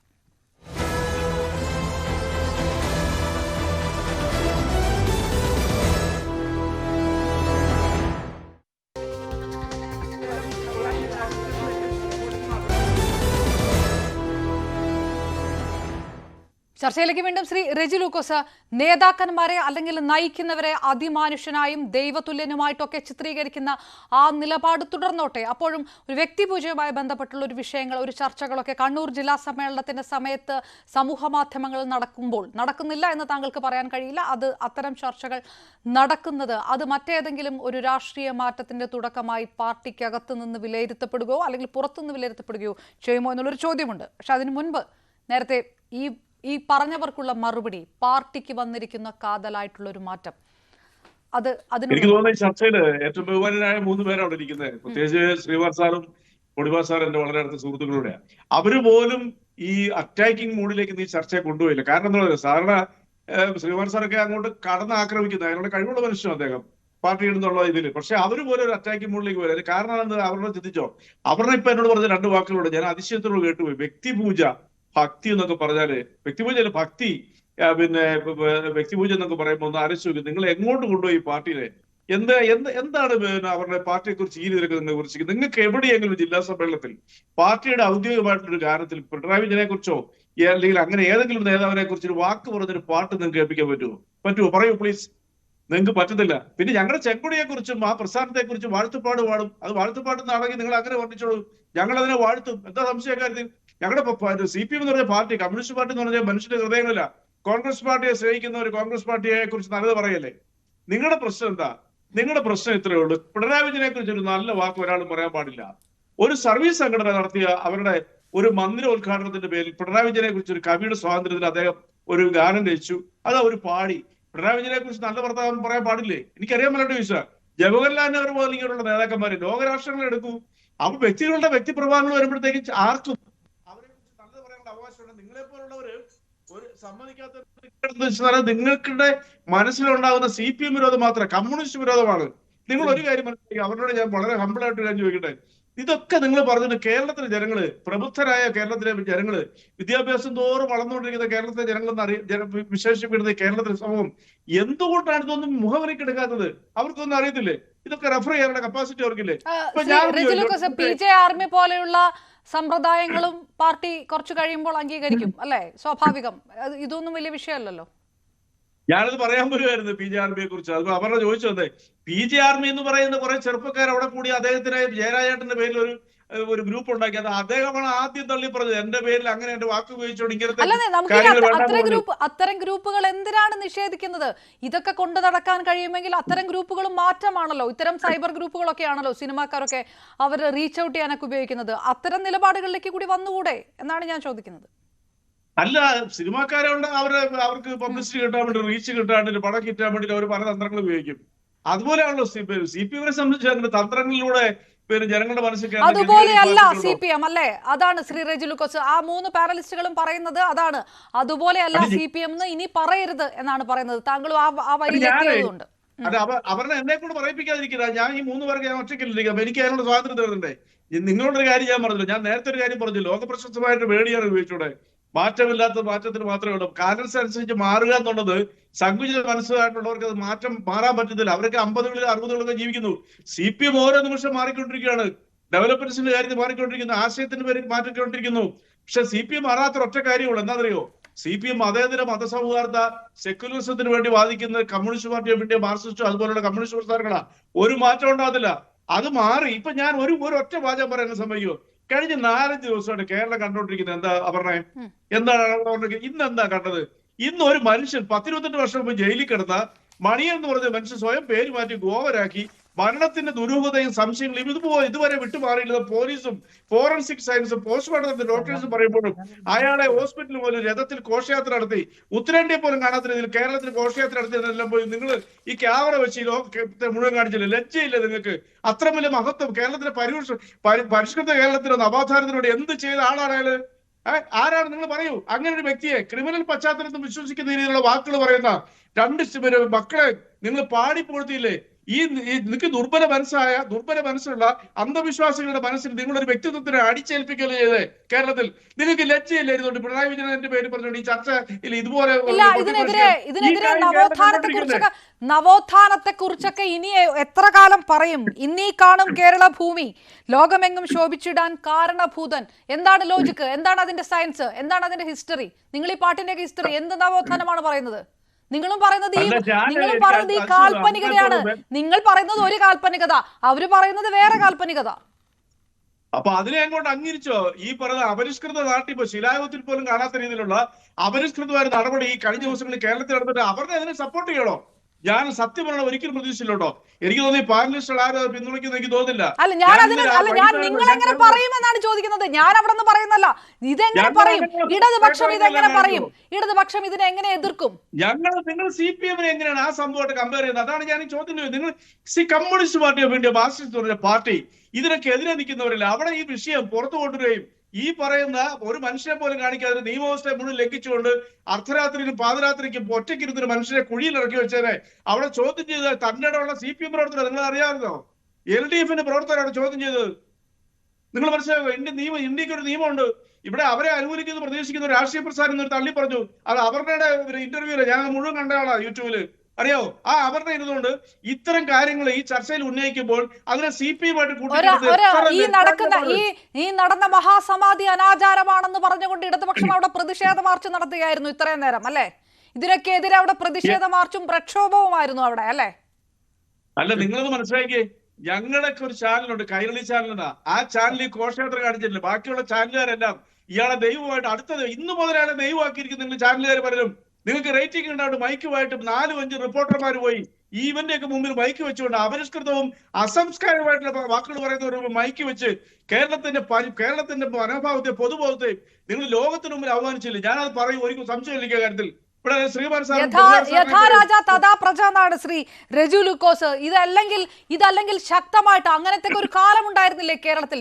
ഇങ്ങനെയുള്ള ചില അനാചാരങ്ങൾക്കെതിരെ ശക്തമായിട്ട് വലിയ പ്രതിഷേധങ്ങളും പ്രക്ഷോഭങ്ങളും ജാഥകളും റാലികളും അല്ലെങ്കിൽ സെമിനാറുകളും ഒക്കെ നടത്തിയിരുന്ന ഒരു കാലം ഉണ്ടായിരുന്നില്ലേ? ഒരെണ്ണം നെയ്യാറ്റിൻകരയിൽ നടത്തിയിട്ടുണ്ടോ ഇടതുപക്ഷം? അല്ല, ഞാനൊരു ചോദ്യം ചോദിക്കട്ടെ. നിങ്ങൾ കൊണ്ടുവന്ന നരേഷൻ 3-4 ദിവസം അതിനുള്ള മറുപടി ഞാൻ പറയാം. 3-4 ദിവസമായിട്ട് നിങ്ങൾ കൊണ്ടുവരുന്ന നരേഷൻ എന്തായിരുന്നു? നിങ്ങൾ പറയൂ. കേരളത്തിലെ സംബന്ധിച്ചോളം കേരളത്തിൽ പുതിയ ദൈവങ്ങളും പുതിയ ബോഡി വേസ്റ്റിനെയൊക്കെ ആരാധിക്കുന്ന രീതിയിൽ നിങ്ങൾ അവിടെ പോയി കാണിച്ച കോലാഹലങ്ങളിൽ മറുപടി പറഞ്ഞാൽ അത് മുസ്ലിമാണെന്നും അത് ഹിന്ദു വിരോധമാണെന്നും ഒക്കെ പറഞ്ഞ് കൊട്ടിഘോഷിച്ച ആ 2 പേരുടെ മുമ്പിൽ നിങ്ങൾ ജനങ്ങളുടെ മുമ്പിൽ വായടപ്പിച്ചില്ല. ഇനി പറഞ്ഞാൽ അത് ഹിന്ദുക്കൾക്കെതിരാവോ? ഹിന്ദുക്കൾക്കെതിരാകുമോ എന്ന് കരുതുന്നത് നിങ്ങളാണ്. രാഷ്ട്രീയക്കാർക്കാണ് ഇത് പറഞ്ഞാൽ ഹിന്ദുക്കൾക്കെതിരാകുമോ എന്ന് കരുതുന്നത്. ഞാൻ ചോദിക്കുന്ന വിഷയത്തിൽ നിന്ന് മാറാൻ വേണ്ടിയിട്ടാണ് നെയ്യാറ്റിൻകര പിടിച്ചു വെച്ചുകൊണ്ടിരിക്കുന്നത് ശ്രീ റെജി ലൂക്കോസ്. ഞാൻ വിഷയത്തിൽ നിന്ന് മാറിയില്ല. കേരളം കണ്ട ഏറ്റവും വലിയ അപജയമാണ് ഈ കേരളം ഉണ്ടായതിനു ശേഷം കണ്ട ഏറ്റവും വലിയ അപജയങ്ങളിൽ ഒന്നാണ് നെയ്യാറ്റിൻകര നടന്നത്. നിങ്ങൾ മൈക്ക് നീട്ടിക്കൊണ്ട് ക്യാമറയും കൊണ്ടുപോയി അതിനെ ലോകത്തിന് മുമ്പിൽ അവതരിപ്പിച്ചത്. ലജ്ജയോടുകൂടി പറയുന്നത് വിമർശിക്കാൻ എനിക്ക് അവകാശമില്ലേ? കാരണം എന്തുകൊണ്ടാ? നിങ്ങൾ CPM അതേ മുഖത്തിൽ കെട്ടാനായിട്ട് ശ്രമിക്കുമ്പോൾ എനിക്കൊരു മറുപടി വരണം. എന്നെ എത്രയോ പേര് വെളിയിൽ വിദേശത്ത് വിളിച്ചു. ഞാൻ ജോലി ചെയ്ത് ശരി, അമേരിക്കയിൽ 3 ശരി, കോടി അതിനുള്ള ഉത്തരം തരാം. ശ്രീ ഉമേഷ് ബാബു, ശ്രീ ഉമേഷ് ബാബു, നവോത്ഥാനത്തിന് വേണ്ടി പറയേണ്ട, അനാചാരത്തിന് വേണ്ടി പറയേണ്ട, പ്രതിഷേധിക്കേണ്ട. ശ്രീ റെജി ലൂക്കോസ്, ഒറ്റ സെക്കൻഡ്. ശ്രീ റെജി ലൂക്കോസ്, നമ്മൾ തമ്മിൽ മാത്രം ചർച്ച ചെയ്ത് തീരണ്ടല്ലോ, മറ്റ് പാനലിസ്റ്റുകളുണ്ടല്ലോ. അതുകൊണ്ട് ശ്രീ ഉമേഷ് ബാബു, നവോത്ഥാനത്തിന് വേണ്ടി പറയേണ്ട, അനാചാരമുണ്ടെങ്കിൽ അതിനെ എതിർക്കേണ്ട, പ്രക്ഷോഭം നയിക്കേണ്ട യുവജന സംഘടനകളൊക്കെ ഉണ്ട് ഇടതുപക്ഷത്തിന്. പക്ഷേ ഈ തരത്തിൽ വ്യക്തിപൂജയും ആരാധനയും ഒക്കെ കൊണ്ട് നടക്കുന്ന ഒരു പാർട്ടിയെ സംബന്ധിച്ചിടത്തോളം ഏത് തരത്തിലാണ്, എത്ര ശക്തമായിട്ടാണ് പ്രതിഷേധിക്കാൻ വരിക? എങ്ങനെയാണ് ഈ പ്രതിഷേധിക്കേണ്ടതാണ് ഇതൊക്കെ എന്നുള്ള സന്ദേശം കൊടുക്കാൻ കഴിയുക? ഇത് ആരുടെ പ്രശ്നമാണ്? മാധ്യമങ്ങളുടെ ആണോ? മാധ്യമങ്ങളെ കുറ്റം പറയുന്ന പണി കേരളത്തിൽ തുടങ്ങി വെച്ചത് മാധ്യമ സിൻഡിക്കേറ്റ് എന്ന് പറഞ്ഞിട്ട് ശ്രീമാൻ പിണറായി വിജയൻ തന്നെയാണ് 98-ന് ശേഷം. വാസ്തവത്തിൽ അതിനു മുമ്പിൽ വലതുപക്ഷ മാധ്യമങ്ങൾ എന്നൊക്കെ പറഞ്ഞിട്ട് മാധ്യമങ്ങളെ വിമർശിക്കുന്ന ശ്രമം ഉണ്ടെങ്കിലും മാധ്യമങ്ങൾ ഗൂഢാലോചനക്കാരാണെന്ന് ചിത്രീകരിക്കാൻ തുടങ്ങിയത് കേരള രാഷ്ട്രീയത്തിലും കേരളത്തിലെ പൊതുമണ്ഡലത്തിലും ശ്രീമാൻ പിണറായി വിജയന്റെ സംഭാവനയാണ്. അതെന്തുകൊണ്ടെന്ന് ചോദിച്ചു കഴിഞ്ഞാൽ ഇത് താൻ വലിയ അധികാരിയാണെന്ന് തോന്നുന്നതിന്റെ പ്രശ്നമായത്. എല്ലാ മുഖ്യമന്ത്രിമാരും കേരളത്തിൽ, എല്ലാ പാർട്ടി സെക്രട്ടറിമാരും കേരളത്തിൽ ഏറിയും കുറഞ്ഞുള്ള വലിയ തോതിലുള്ള മാധ്യമ വിമർശനം നേരിട്ടിട്ടുണ്ട്. ഒരുപക്ഷെ പഴയ കാലത്ത് ഈ പറയുന്ന 24 മണിക്കൂർ വാർത്താ ചാനലുകൾ ഇല്ലാത്തത് കൊണ്ട് ഇത്തരം ഈ പറയുന്ന നാട്ടിലുണ്ടായിത്തീരുന്ന ശരിയും തെറ്റുമായ സംഭവങ്ങൾക്ക് ഇത്രയും ദൃശ്യത ഉണ്ടായിട്ടില്ല. അതാണ് മാറ്റത്തെക്കുറിച്ച് പറഞ്ഞുകൊണ്ടിരിക്കും പാർട്ടിക്കാർ. അതാണ് പാർട്ടി ഭക്തന്മാരുടെ ഒരു കുഴപ്പം എന്താ ചോദിച്ചു കഴിഞ്ഞാൽ ഈ അവനവന്റെ സൗകര്യത്തിന് മാറ്റത്തെക്കുറിച്ച് പറഞ്ഞുകൊണ്ടിരിക്കും. വിഷ്വൽ കമ്മ്യൂണിക്കേഷനിൽ വന്നിട്ടുള്ള ഗംഭീരമായിട്ടുള്ള ഒരു മാറ്റമാണ് ലോകം മുഴുവൻ, ഇവിടെ മാത്രമല്ല ലോകം മുഴുവൻ വന്നിട്ടുള്ള ഒരു മാറ്റമാണ് ഈ പറയുന്ന 24 മണിക്കൂർ സംപ്രേഷണം നടത്തിക്കൊണ്ടിരിക്കുന്ന ദൃശ്യമാധ്യമങ്ങളുടെ പിറവി എന്ന് പറയുന്നത്. അത് ഇവിടെ മാത്രമല്ല, നിങ്ങൾ പാലസ്തീനിൽ ഈ പറയുന്ന സയനിസ്റ്റുകൾ നടത്തിക്കൊണ്ടിരിക്കുന്ന ക്രൂരമായ ഇപ്പോൾ നടക്കുന്ന കൊലപാതകം അടുത്ത മിനിറ്റിൽ ലോകം അറിയുന്നു. ഇതാണ് അതിൻ്റെ ഒരു വലിയ സാധ്യത എന്ന് പറയുന്നത്. ലോകം യാഥാർത്ഥ്യത്തിലേക്ക് ലോകത്തെ ഉണർത്തുക എന്നുള്ളതാണ്. അപ്പൊ അതുകൊണ്ട് ശരിയും തെറ്റുമായിട്ടുള്ള എല്ലാ സംഭവങ്ങളുടെ പിറകെ പോവുക എന്നുള്ളത് വാർത്താ മാധ്യമങ്ങളുടെ പ്രധാനപ്പെട്ട ആവശ്യമാണ്. ഇത് അങ്ങനെ മനസ്സിലാക്കാൻ കഴിയില്ല. എന്തുകൊണ്ടെന്ന് ചോദിച്ചു കഴിഞ്ഞാൽ ആകെ തൻ്റെ പാർട്ടി, തൻ്റെ നേതാവ് എന്നതിനപ്പുറം തൻ്റെ സമൂഹം, തൻ്റെ ജനത എന്നൊരു ആശയത്തിലേക്ക്, എന്നൊരു വസ്തുതയിലേക്ക് തങ്ങളുടെ ചിന്തയെ പറിച്ചു നടാൻ പറ്റുമോ മാത്രമാണ് അത് നമ്മുടെ ഈ പറയുന്ന ഇത്തരം പരിഗണനകളിലേക്ക് മാറാൻ കഴിയുക. ലോകം മാറുന്നു എന്ന് പറയുമ്പോൾ ഇതൊക്കെയാണ് മാറ്റം എന്ന് പറയാം. ഒരു ടെക്നോ ഫ്യൂഡലിസം, ഏറ്റവും ഒടുവിലത്തെ ഞാൻ അറിയുന്ന ഇടതുപക്ഷ ചിന്തയിൽ വന്നിട്ടുള്ള ഒരു പ്രധാനപ്പെട്ട ആശയം ഒരു ടെക്നോ ഫ്യൂഡലിസം ലോകത്തെ ഭരിക്കാൻ ആരംഭിച്ചിരിക്കും. അതുകൊണ്ടാണ് ഞാൻ നേരത്തെ ജോ ബൈഡൻ എന്ന് പറയുന്ന ഡെമോക്രാറ്റിക് പാർട്ടിക്കാരനായിട്ടുള്ള പഴയ പ്രസിഡന്റിന്റെ ആരാധകനല്ല ഞാൻ, പക്ഷെ അദ്ദേഹം പറഞ്ഞത് വലിയ കാര്യമാണ്. സമകാലിക ലോകത്തിന്റെ ഒരു പ്രധാനപ്പെട്ട ജനാധിപത്യ സമൂഹങ്ങൾ, ജനാധിപത്യ വ്യവസ്ഥകൾ നേരിട്ടുകൊണ്ടിരിക്കുന്ന മൗലികമായ ചില അപജയങ്ങളെ കുറിച്ചാണ് അദ്ദേഹം ചൂണ്ടിക്കാണിച്ചത്. അതുകൊണ്ടാണ് ഞാൻ ബൈഡന്റെ വിടവാങ്ങൽ പ്രസംഗത്തെക്കുറിച്ച് പറഞ്ഞിട്ട് ഇന്നത്തെ ചർച്ച ആരംഭിച്ചത്. അപ്പൊ അതുകൊണ്ട് അതിന് പകരം നിങ്ങൾ എന്താ ചെയ്യേണ്ടതെന്ന് ചോദിച്ചു കഴിഞ്ഞാൽ മാധ്യമങ്ങളെ കുറ്റം പറയാം. മാധ്യമങ്ങൾ വളരെ മോശക്കാരാണ്. മാധ്യമങ്ങൾ ഞങ്ങൾ പറയുന്ന സ്ഥലത്ത് എല്ലാം വാർത്തയാണ്. അതാണ് പ്രശ്നം. നെയ്യാറ്റിൻകരയിൽ ഒരാളെ കാണാതായി എന്നൊരു പരാതി ഉണ്ടാകുന്നു. അയാളെ ഈ പറയുന്ന ബന്ധുക്കളൊക്കെ അവകാശപ്പെടുന്ന, വീട്ടുകാർ അവകാശപ്പെടുന്ന അയാൾ സമാധിയായതാണെന്നാണ്. അങ്ങനെ ഒരു തർക്കം ഉണ്ടാകുമ്പോൾ അവിടെ മാധ്യമങ്ങൾക്ക് ഒരു റോളുണ്ട്. അത് കഴിഞ്ഞിട്ട് അതെടുത്ത് കൊണ്ടുപോയിട്ട് പോസ്റ്റ്മോർട്ടം നടത്തുമ്പോൾ സർക്കാർ നിയമത്തിന്റെ വഴിക്ക് പോകുമ്പോൾ അവിടെ മാധ്യമങ്ങൾക്ക് ഒരു റോളുണ്ട്. അത് തിരിച്ചു ഏൽപ്പിച്ചിട്ട്, സർക്കാർ തിരിച്ചേൽപ്പിച്ചിട്ട്, അതാണ് നാട്ടുകാർ തിരിച്ചേൽപ്പിച്ചില്ല, മാധ്യമങ്ങൾ തിരിച്ചേൽപ്പിച്ചല്ല, സർക്കാർ ബന്ധുക്കളെ തിരിച്ചേൽപ്പിച്ചിട്ട് അവർ കൊണ്ടുവന്നിട്ട് വീണ്ടും സമാധി ഇരുത്തുമ്പോൾ പിന്നെ നമ്മുടെ പല CPM പാനലിസ്റ്റുകളുടെയും പ്രശ്നം എന്ന് വെച്ചാൽ ഇതൊക്കെ നിരന്തരമായിട്ട് കേരളത്തിൽ നടന്നുകൊണ്ടിരിക്കുന്ന ഒരു കാര്യമാണ്. ഈ ആധ്യാത്മികതയുടെ ഒരു ലോകമുണ്ട്, അതിനെക്കുറിച്ചും കൂടി നമ്മൾ മനസ്സിലാക്കേണ്ടതാണ്. എല്ലാറ്റിനെ കുറിച്ച് അവസാനത്തെ വിധി പറഞ്ഞു കളയാമെന്ന് വിചാരിക്കുന്ന കുറേ ആളുകളുണ്ട് കേരളത്തിൽ. അത് ബുദ്ധിമുട്ടാണ്. കാരണം എന്താ ചോദിച്ചു കഴിഞ്ഞാൽ കേരളത്തിലെ ഈ ആധ്യാത്മിക ആശ്രമങ്ങളിൽ മുഴുവൻ ആവർത്തിച്ച് നടന്നുകൊണ്ടിരിക്കുന്ന ഒരു പണിയാണ് ഈ സമാധിയിരുത്തൽ എന്ന് പറയുന്ന ഏർപ്പാട്. അത് അവിടെ നടത്തിയിട്ടുണ്ട്, ആരുടെ പേരിലും നടത്തിയിട്ടുണ്ട്. പഴയ തെമ്മാടികൾ പിന്നീട് സന്യാസിമാരായിട്ട് നടത്തിയിട്ടുണ്ട്. ആളെ പേരൊന്നും ഞാൻ പറയുന്നില്ല. അപ്പൊ അതുകൊണ്ട് ഇതിൻ്റെ ഒക്കെ പഴി, അതുകൊണ്ട് ഞാൻ ഈ പറയുന്ന നെയ്യാറ്റിൻകരയിലെ കാര്യത്തെ ഞാൻ സാധൂകരിക്കുകയല്ല. നെയ്യാറ്റിൻകരയിൽ നടന്ന എന്താണെന്നതിനെ കുറിച്ച് ഇന്നലെ ഞാൻ കേരളത്തിലെ ഒരു ഓൺലൈൻ ചാനലിന് അരമണിക്കൂർ ഇന്റർവ്യൂ കൊടുത്തതാണ്. അത് അവർ സംപ്രേഷണം ചെയ്തിട്ട് ആയിരക്കണക്കിന് ആളുകൾ കണ്ടിട്ടുണ്ട്. അപ്പൊ അതിലേക്ക് ഞാൻ കടന്നു പോകുന്നില്ല, അതിനുള്ള സമയമില്ല. പക്ഷേ മാധ്യമങ്ങൾക്ക് അവിടെ റോളുണ്ട്, അതാണ് അവർ ചെയ്യുന്നത്. അതിനർത്ഥം മാധ്യമങ്ങളാണ് ഇതിന്റെ എല്ലാം. അതാണ്, ഒരു കൊലപാതകം നടന്ന സ്ഥലത്ത്, ഒരു രാഷ്ട്രീയ കൊലപാതകം നടത്തുന്ന സ്ഥലത്ത് മാധ്യമങ്ങൾ പോയി അത് റിപ്പോർട്ട് ചെയ്യുന്നതിന്റെ അർത്ഥം അവര് രാഷ്ട്രീയ കൊലപാതകങ്ങളും ക്രിമിനൽ കൊലപാതകങ്ങളും വളർത്തിയെടുക്കാൻ ഉത്സാഹിക്കുന്നു എന്നല്ല. അങ്ങനെയൊക്കെ ചിന്തിക്കുന്ന മനോഭാവത്തിന് ശൈശവ, അതാണ് അതിനെ ഇൻഫന്റൈൽ ഫാൻസി എന്നാ പറയാ, അതൊരു ശൈശവ ബോധമാണ്. മാറുന്നു എന്ന് പറയുകയും തൻ്റെ പാർട്ടിയെക്കുറിച്ച്, അതാണ് എല്ലാ വിമർശനങ്ങളിലും തൻ്റെ പാർട്ടിയും നേതാവും സംരക്ഷിതനായിരിക്കണം എന്ന് പറയുന്ന മനോഭാവമൊക്കെ ചികിത്സ അർഹിക്കുന്നതാണ്. കാരണം അതൊരു പ്രഭുബോധമാണ്, അതാണ് ഒരു പ്രഭുത്വ ബോധമാണ്, ഒലിഗാർക്കിക്കലായ ബോധമാണ്. അതിന് ചികിത്സ വേണം. അത് ചികിത്സിച്ചിട്ടില്ലെങ്കിൽ കേരളത്തിലെ ജനാധിപത്യം പൊളിഞ്ഞു പോകും. അതാണ്, CPM മാത്രമുള്ള ഒരു ലോകമല്ല കേരളം എന്ന് പറയുന്നത്, മലയാളികളുള്ളൊരു ലോകമാണ് കേരളം എന്ന് പറയുന്നത്. അപ്പൊ അതുകൊണ്ട് ഈ വാഴ്ത്തുപാട്ടുകളൊക്കെ ഈ പറയുന്ന ഏകാധിപത്യത്തിന്റെയും ജനാധിപത്യ വിരുദ്ധതയുടെയും പ്രഭുവാഴ്ചയുടെയും, പഴയ VS-ന്റെ ഭാഷയിൽ പറഞ്ഞാൽ മാടമ്പി പ്രമാണി വാഴ്ചയുടെയും ഇരുട്ടിലേക്ക് കേരളത്തെ തള്ളിക്കളയും. Okay, right. ഞാൻ തിരികെ എത്താം. ജോർജ് പടിപ്പാറൊപ്പം ശ്രീ N. ശ്രീകുമാറുമുണ്ട്. വളരെ പെട്ടെന്ന് ഒരു ചെറിയ ടൈം ബാൻഡ് ബ്രേക്ക് ആയതുകൊണ്ട്.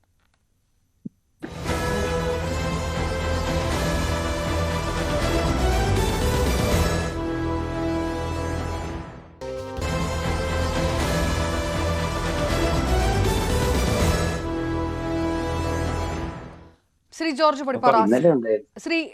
പടിപ്പാറ, ഇനി CPM സംസ്ഥാന സമ്മേളനത്തിന് ശേഷം ഏതെങ്കിലും തരത്തിലുള്ള ഒരു ഇക്വേഷനിൽ CPM-ൽ മാറ്റമുണ്ടാകുമോ? ഒരു മുഖം മാറുകയുണ്ടാവുമോ? ഭൂതനിൽ നിന്ന് കാവലാളിലേക്ക് പിണറായി വിജയൻ എത്തുമ്പോൾ ഇനി മറ്റൊരു മുഖത്തെക്കുറിച്ചോ അല്ലെങ്കിൽ ഒരു ഇക്വേഷൻ മാറ്റത്തെക്കുറിച്ചോ ചിന്തിക്കാനുള്ള ഒരു സ്പേസ് അവിടെയുണ്ടോ? CPM-ന്റെ അടുത്ത ഒരു രാഷ്ട്രീയ ചാപ്റ്റർ എവിടെയാണ് ഫോക്കസ് ചെയ്യുക? ഒരു വരി മാത്രം റജി ചൂണ്ടിക്കാണിച്ചതിനെ കുറിച്ച് പറഞ്ഞതിന് ശേഷം ഞാൻ അതിലേക്ക് പോകാം. ഒറ്റ കാര്യമുള്ളൂ റജി. അതായത് മാധ്യമങ്ങളെ കുറിച്ച് പറയുമ്പോൾ പലപ്പോഴും നമ്മൾ വിചാരിക്കുന്ന ഒരു കാര്യം, മാധ്യമങ്ങൾ കറക്റ്റീവ് ഫോഴ്സ് ആകുന്നതാണ്. മാധ്യമധർമ്മം എന്ന് പറയുന്നത് തന്നെ ഒരു കറക്റ്റീവ് ഫോഴ്സ് ആകുക എന്ന രീതിയിലേക്കാണ് കാര്യങ്ങളെ കാണുന്നത്. മാധ്യമങ്ങളുടെ അടിസ്ഥാന ധർമ്മം എന്ന് പറയുന്നത് ഇൻഫോം ചെയ്യുക എന്നുള്ളതാണ്. അത് പ്രാധാന്യമുള്ള ഏത് വിഷയവും ഇൻഫോം ചെയ്യുക, അതാണ് അവരുടെ മുഖ്യ തൊഴിൽ. കറക്ഷനൊക്കെ അതിന് ശേഷം വരുന്ന ഒരു തിരുത്തൽ ശക്തിയൊക്കെ ആവുന്നത് ഒരു എന്താ പറയുക ഡയറക്റ്റ് ആയിട്ട് സംഭവിക്കുന്നതല്ല, ഇൻഡയറക്റ്റ് ആയിട്ട് സംഭവിക്കുന്നതാണ്. ഇൻഫോം ചെയ്യുക എന്നുള്ള ആ ഒരു എലമെന്റ് ആണ് ഏറ്റവും അടിസ്ഥാന ധർമ്മം എന്നെടുത്താൽ ഈ സമാധി അടക്കം റിപ്പോർട്ട് ചെയ്യേണ്ടി വരും. അതിനുശേഷം ആ സമാധി ശരിയോ തെറ്റോ എന്ന് ചർച്ച ചെയ്യേണ്ടതും അതിൽ വിധി എഴുതേണ്ടതും അതിനെതിരെ മാറ്റത്തിന്റെ ഒരു എന്താ ശക്തിയായി മാറേണ്ടതും ഒക്കെ ഈ പറഞ്ഞ രാഷ്ട്രീയ പാർട്ടികളും സാമുദായിക സംഘടനകളും ഒക്കെയാണ്. അല്ലാതെ മാധ്യമം ഇറ്റ്സെൽഫ് എല്ലാത്തിനെയും മാറ്റുന്ന എല്ലാത്തിനെയും തിരുത്തുന്ന ഒരു ശക്തിയാകാൻ പറ്റൂ? കേരളത്തിലെ മാധ്യമ ആചാര്യൻ പിന്നെ നമ്മുടെ കേസരി പറഞ്ഞതിനെ കുറിച്ച് സാർ അറിയാമല്ലോ. സാർ എത്ര പറയാം. പക്ഷെ മാറിയ കാലഘട്ടത്തിൽ റജി അടക്കം നമ്മളൊക്കെ മനസ്സിലാക്കേണ്ട ഒരു കാര്യം, ടു ഇൻഫോം ആണ് ഏറ്റവും പ്രധാനം. ആ ഇൻഫർമേഷൻ കൊടുത്തു കഴിഞ്ഞിട്ട് അതിലൂടെ ഉദ്ബുദ്ധരാകുന്ന ഒരു ജനത, ഒരു സമൂഹം, രാഷ്ട്രീയ പാർട്ടികൾ ഈ മാറ്റത്തിന് വേണ്ടി, ഈ പറഞ്ഞ രീതിയിലുള്ള ചേഞ്ചസിന് വേണ്ടി അവരാണ് രംഗത്തിറങ്ങേണ്ടത്. അല്ലാതെ മാധ്യമങ്ങൾ അതിനാൽ തന്നെ എല്ലാ ഉത്തരവാദിത്തങ്ങളും മാറ്റത്തിന്റെ എല്ലാ റോളും മാധ്യമങ്ങൾ വഹിക്കണമെന്ന് പറഞ്ഞാൽ അത് എവിടെയും ആരും പറഞ്ഞിട്ടില്ല, അത് നടക്കുകയില്ല. ഞാൻ അത്രേ പറയുന്നുള്ളൂ. അതുകൊണ്ട് ആ വിഷയം അവിടെ നിൽക്കട്ടെ. മാധ്യമങ്ങളുടെ ഒരു സെക്കൻഡറിയോ അല്ലെങ്കിൽ അതിനപ്പുറത്തുള്ള ഒരു റോളായിരിക്കും അത് സ്വമേധയാ സംഭവിക്കേണ്ട ഒരു കാര്യമാണ്. ഇത്തരം കാര്യങ്ങൾ റിപ്പോർട്ട് ചെയ്യുമ്പോൾ മാറ്റം ഉണ്ടാകാം, ആളുകൾ അവെയർ ആകാം, ഇതിനൊക്കെ എതിരെ അവരുടെ വികാരങ്ങൾ, അവരുടെ ഹൃദയത്തുടിപ്പ്, അവരുടെ ഹൃദയത്തിൽ ഒരു ചലനം ഉണ്ടാകാം. ആ ചലനം ഒരു മാറ്റത്തിലേക്ക് വഴിതെളിച്ചേക്കാം. അത് അവിടം വരെ നിർത്താം. ഇപ്പൊ ഈ അവർണ ചോദിച്ചൊരു ചോദ്യമുണ്ട്, അതായത് ഇവിടെ കൊണ്ട് നിൽക്കുവോ കാവലാള്, കാരണഭൂതൻ കാവലാള്, നമുക്ക് പറയാൻ പറ്റില്ല. ഇപ്പൊ റജി തന്നെ പറഞ്ഞല്ലോ, എല്ലാം ഇങ്ങനെ സംഭവിച്ചു പോകുന്നു എന്നാണ് പറയുന്നത്. ഒന്നും മാറ്റമില്ലാത്തതായി ഒന്നുമില്ല, മാറ്റം മാത്രമേ ഉള്ളൂ എന്നാണ്. അതായത് പഴയ കമ്മ്യൂണിസ്റ്റ് പാർട്ടി അല്ല, പണ്ടത്തെ കമ്മ്യൂണിസ്റ്റ് പാർട്ടി ചെയ്തെന്താ, മതങ്ങളും ആധ്യാത്മികതയൊക്കെ ഒരു കമ്മ്യൂണിസ്റ്റുകാരന്റെ ഭൗതികവാദത്തിന് തീർത്തും അന്യമായ ഒരു സംഗതിയാണ്. ഇപ്പോൾ വിശ്വാസം എന്ന് പറയുന്നത് ഒരു കമ്മ്യൂണിസ്റ്റ് ആകാൻ തടസ്സമല്ല. പണ്ട് അങ്ങനെ ആയിരുന്നില്ല. ഈ വിശ്വാസവും കമ്മ്യൂണിസവും ഭൗതികവാദവും ആധ്യാത്മികവാദവും തമ്മിൽ പൊരുത്തപ്പെടില്ലായിരുന്നു. അതുള്ള ആളുകൾക്ക് അങ്ങനെ കമ്മ്യൂണിസ്റ്റ് ആകാൻ ബുദ്ധിമുട്ടുമായിരുന്നു. ഇന്ന് അങ്ങനെയല്ല. ഇത് രണ്ട് സൈമൾട്ടേനിയസ് ആയിട്ട് കൊണ്ടുപോകാൻ ഒരു ബുദ്ധിമുട്ടുമില്ല. അതൊക്കെ വലിയ മാറ്റങ്ങളാണ്. അതുകൊണ്ട് തന്നെ നമ്മൾ വിചാരിക്കുന്നത് വെച്ചാൽ കമ്മ്യൂണിസ്റ്റ് പാർട്ടി മാറുകയാണ് എന്ന ഈ പറഞ്ഞ ചില കാര്യങ്ങളിൽ മാറ്റം ഉണ്ടാകുന്നത് ഞാനതിനെ അംഗീകരിക്കുന്ന ഒരാളാണ്. പാർട്ടിക്ക് മാത്രമായിട്ട് മാറാതെയും ഈ സമൂഹത്തിന്റെ ചലനത്തിനനുസരിച്ച്, ലോകത്തിന്റെ മാറ്റത്തിനനുസരിച്ച്, ടെക്നോളജിയുടെ ആ റെവല്യൂഷൻ അനുസരിച്ച്, AI കാലഘട്ടത്തിലൊക്കെ, ആർട്ടിഫിഷ്യൽ ഇന്റലിജൻസിന്റെ കാലഘട്ടത്തിലൊക്കെ പാർട്ടികൾക്ക് മാറാതെയും ആ മാറ്റത്തിന് വിലം കിട്ടുമെന്ന് നിൽക്കാൻ പറ്റില്ല. പക്ഷെ ഒപ്പം വേറൊരു കാര്യം കൂടെ ആലോചിക്കണം. ഇപ്പോഴും കമ്മ്യൂണിസ്റ്റ് പാർട്ടി ചില കാര്യങ്ങളിൽ ലോകത്തെ പല ഈ ഇടതുപക്ഷ സംഘടനകൾ അല്ലെങ്കിൽ ഡെമോക്രാറ്റിക്, സോഷ്യൽ, ലിബറൽ കക്ഷികളൊക്കെ ചെയ്യുന്ന പോലെ എന്തിനാണ് ഇപ്പോഴും ഈ ഇരുമ്പ് മറയൊക്കെ കുറെ കൂടി സുതാര്യമായിക്കൂടെ? അങ്ങനെയാണെങ്കിൽ പാർട്ടിയിൽ നടക്കുന്ന എന്താ പറയാ ചർച്ചകൾ ഒക്കെ പൊതുസമൂഹം കാണട്ടെ, കേൾക്കട്ടെ, റിപ്പോർട്ട് ചെയ്യട്ടെ. ഇതെന്തിനാണ് പാർട്ടിയുടെ ആ സ്ക്രീനിങ്ങിന് ശേഷം മാത്രം അറിയിക്കേണ്ട കാര്യങ്ങൾ മാത്രം ജനം അറിഞ്ഞാൽ മതി, അല്ലാത്തൊക്കെ ഞങ്ങൾ മൂടി വെക്കും? എന്തിനാണ് അങ്ങനെയാണെങ്കിൽ? ഈ മാറ്റങ്ങൾക്ക് ആനുപാതികമായിട്ടുള്ള മാറ്റങ്ങൾ പാർട്ടിയുടെ ഘടനയിലും ഉണ്ടാവണം, പാർട്ടിയുടെ സമ്പ്രദായങ്ങളിലും ഉണ്ടാവണം, പാർട്ടിയുടെ രീതിശാസ്ത്രത്തിലും ഉണ്ടാകണം. പഴയ ഉരുക്കുമറയും ഇരുമ്പുമറയും കർട്ടനും ഒക്കെ മാറ്റിയിട്ട് ഇതൊരു തുറസാവട്ടെ, എല്ലാവരും അറിയട്ടെ, ഒന്നും മൂടി വെക്കണ്ട. അപ്പൊ പിന്നെ ഊഹങ്ങൾ വേണ്ടല്ലോ, സ്പെക്കുലേഷൻ വേണ്ടല്ലോ. ഇപ്പം മാധ്യമങ്ങൾ ചെയ്യുന്ന എന്താ? എല്ലാം ചിലരെ ഉദ്ധരിച്ച് ഇങ്ങനെ വീണ് കിട്ടുന്നത് കൊടുക്കുകയാണ്. വേണ്ട, ഓപ്പൺ ആവും. അങ്ങനെയാണ് ഇതിന്റെ ഒക്കെ ഒപ്പം ആ രീതിയിൽ പോകട്ടെ പാർട്ടി. അല്ലാതെ ചില മാറ്റങ്ങൾ അത് കാലത്തിന്റെ എന്താ പറയുക നിയമമാണ്, കാലത്തിനനുസരിച്ച് കാലത്തിന്റെ പൂർണ്ണതയിൽ അത് സംഭവിച്ചേ തീരൂ എന്ന് പറയുമ്പോൾ ഇത്തരം കാര്യങ്ങൾ കൂടി കുറച്ചുകൂടി ആരോഗ്യകരമായ രീതിയിലേക്ക് തീർച്ചയായിട്ടും ശ്രീ എൻ ശ്രീകുമാർ, നമുക്ക് അതിന്റെ രാഷ്ട്രീയം കൂടി, കാവലാൾ കൂടിയായി മാറിക്കഴിഞ്ഞാൽ ഇനി ഇതിൽ ഇക്വേഷൻ എന്ത് വ്യത്യാസമുണ്ടാകും? CPM-ൽ ഇനി ആ തരത്തിൽ എന്ത് മാറ്റമുണ്ടാകും? പാർട്ടിയുടെ കൊല്ലത്ത് നടക്കുന്ന സംസ്ഥാന സമ്മേളനത്തില് എന്തെങ്കിലും തീരുമാനം ഉണ്ടാവുന്ന പ്രതീക്ഷ നമുക്ക് വേണ്ട. കാരണം പിണറായി വിജയൻ നിശ്ചയിക്കുന്ന ഒരാൾ സംസ്ഥാന സമിതി അംഗങ്ങളായിട്ട് വരിക. ഇതില് പാർട്ടിയിലെ തൽപര വിഭാഗങ്ങൾ നടത്തുന്നതാണ് ഇപ്പോഴത്തെ ഈ പാട്ടുപാട്ടും കാര്യങ്ങളൊക്കെ. നേരെ മറിച്ച് പാർട്ടി പ്രതിപക്ഷത്തിരിക്കുമ്പോൾ ഈ കാവലാളും ഉണ്ടാവില്ല, കാരണബോധനും ഉണ്ടാവില്ല. ഭരണത്തിന്റെ തലപ്പത്തിരിക്കുന്ന മുഖ്യമന്ത്രിയും അദ്ദേഹത്തെ ചുറ്റിപ്പറ്റിയുള്ള ചില സംവിധാനങ്ങൾ ഉള്ളപ്പോൾ സ്വയമേവ പാടും. അതിൽ പാടുന്നവരെ കുറ്റം പറഞ്ഞിട്ട് കാര്യമില്ല. കാരണം ദീപസ്തംഭം മഹാശ്ചര്യം എന്നല്ലേ പറയാം, അതൊന്നും ഒരിക്കലും മാറില്ല. ദീപസ്തംഭം മഹാശ്ചര്യം, മന്നവേന്ദ്ര വിളങ്ങുന്ന ചന്ദ്രനെ പോലെ നിൻമുഖം, ഇതൊക്കെ പറഞ്ഞിട്ടുള്ളത് എന്തിനാണ്? എത്ര വർഷങ്ങളായിട്ടുള്ളതാണ്. അതൊക്കെ CPM ഉണ്ട്. ഞാൻ ഈ നിലപാട് മാറ്റം അല്ലെന്ന് പറയാൻ കാരണം, പാർട്ടിയുടെ നിലപാട് എന്ന് വെച്ചാൽ പാർട്ടി പണ്ട് എഴുതി വെച്ചിട്ടുണ്ടോ വ്യക്തിപൂജ പാടില്ലെന്നൊക്കെ. പക്ഷെ അത് കാലാകാലങ്ങളായിട്ടുണ്ട്, പല രീതിയിലാണെന്ന് മാത്രം. EMS മാത്രമായിട്ട് നമ്മൾ കണ്ടില്ലേ കുറെ കാലം കേരളം, VS-നെ മാത്രമായിട്ട് കുറെ കാലം കേരളം കണ്ടില്ലേ. പക്ഷെ പിണറായി വിജയൻ അധികാരത്തിലേക്ക് തുടർഭരണം കിട്ടിയപ്പോൾ അവരെന്താ വെച്ചാൽ അവർ കൂടുതലായിട്ട് ആ ഭരണാധികാരിയെ വാഴ്ത്തുന്നു. ഭരണാധികാരിയാണ് വാഴ്ത്തുന്നത്, പ്രതിപക്ഷത്തിരിക്കുന്ന CPM നേതാക്കളല്ല. നാളെ ഈ CPM നേതാക്കൾ പ്രതിപക്ഷത്തിരുന്നാൽ വാഴ്ത്തുപാട്ട് പാടാനൊന്നും ആരും ഉണ്ടാവില്ല. കാരണം പാടിയിട്ട് പ്രയോജനമില്ല. ഭരണത്തിലിരിക്കുമ്പോഴല്ലേ പ്രയോജനം ഉണ്ടാവുള്ളൂ. ഭരണത്തിലില്ലാത്തപ്പോ പാടിയിട്ട് എന്ത് കിട്ടാനാ? നിങ്ങൾ നോക്കൂ അപർണ, കോൺഗ്രസിൽ ഇപ്പോൾ ഇങ്ങനെ പാട്ടുകളുണ്ടോ? CPI-നുണ്ടോ? കമ്മ്യൂണിസ്റ്റ് പാർട്ടിയല്ലേ. കേരള കോൺഗ്രസിലുണ്ടോ? മുസ്ലിം ലീഗിലുണ്ടോ? ജനതാദളിലുണ്ടോ? എന്താണ് CPM-ൽ മാത്രം? അതാണ് അവിടെ ഭരണമുണ്ട്. ഭരണത്തിന്റെ തലപ്പത്തിരിക്കുന്ന ആൾക്ക് ഒപ്പം നിൽക്കാൻ വേറൊരു ഭരണാധികാരി ഇല്ല. പിണറായി വിജയനെ മുഖ്യമന്ത്രി സ്ഥാനത്ത് നിന്ന് മാറ്റിയാൽ ആര് എന്ന് ചോദിക്കുന്നവർ ആരാണ് എന്ന് ചോദിച്ചുകൊണ്ടിരിക്കുകയാണ്. ആരും ഇല്ല. അതാ ഞാൻ പറഞ്ഞത്, തുല്യരിൽ ഒന്നാമെന്ന് പറയുമ്പോൾ അതുകൊണ്ട് വളരെ പ്രധാനപ്പെട്ട ഒരു വാചകമാണ് ഞാൻ പറഞ്ഞത്. അപ്പൊ അതില്ലാത്തടത്തോളം കാലം ഭരണമുണ്ടെങ്കിൽ ആ ഭരണത്തിന്റെ തലപ്പത്തിരിക്കുന്ന ആള് രാജാവാണല്ലോ മന്നവേന്ദ്രൻ. അപ്പൊ അങ്ങനെ പറയുമ്പോൾ ആ രാജാവിനെ പോറ്റുന്നത് ആസ്വദിക്കുകയല്ലേ നമ്മുടെ മുഖ്യമന്ത്രി. അപ്പൊ അദ്ദേഹം പറയണ്ടേ എന്നെ കുറിച്ച് വരെ പാടാൻ പാടില്ല? പറഞ്ഞില്ലല്ലോ. മാത്രവുമല്ല പാർട്ടി പറഞ്ഞു ഇല്ലല്ലോ. പാർട്ടി എല്ലാം അംഗീകരിച്ചു. എല്ലാ പാർട്ടി ഇപ്പൊ ജയരാജന്റെ കാര്യം നമ്മൾ പറഞ്ഞു. ജയരാജനെ കുറിച്ച് എന്തുകൊണ്ടാണ് പാടാൻ പാടില്ലെന്ന് പറഞ്ഞത്? ജയരാജന്റെ തലപ്പത്താ പിണറായി വിജയൻ. നേരെ മറിച്ച് ജയരാജൻ ഒപ്പമായിരുന്നെങ്കിൽ ഒരുപക്ഷെ ജയരാജൻ പോയി പണി നോക്കാൻ പറഞ്ഞത്. ഇതല്ല, ജയരാജന്റെ തീർച്ചയായിട്ടും അതുകൂടി ഇതിനകത്തുണ്ട്. സമയപരിമിതി കൊണ്ടാണ്. ഏതായാലും എന്താണ് സ്തുതിച്ചാൽ കുഴപ്പം? രാജാക്കന്മാരെല്ലാം സ്തുതിഗീതങ്ങൾ മാറുന്ന രാഷ്ട്രീയ സാഹചര്യത്തിന് അനിവാര്യമാണെങ്കിൽ അതും ഉണ്ടാകട്ടെ. പക്ഷേ നിലപാടിൽ ഒരു മാറ്റം ഉണ്ടായിട്ടുണ്ട് എന്ന് പാർട്ടി എവിടെയെങ്കിലും സമ്മതിക്കുന്ന ഒരു സാഹചര്യം കൂടെ വരട്ടെ എന്ന് മാത്രമേ രാഷ്ട്രീയപരമായിട്ട് വിലയിരുത്താൻ കഴിയും. വളരെയധികം നന്ദി റെജി ലൂക്കോസ്, എൻ ശ്രീകുമാർ, ഉമേഷ് ബാബു, ഒപ്പം ശ്രീ ജോർജ് പൊടിപ്പാറ ചർച്ചയ്ക്കൊപ്പം ചേർന്നായി. നമസ്കാരം.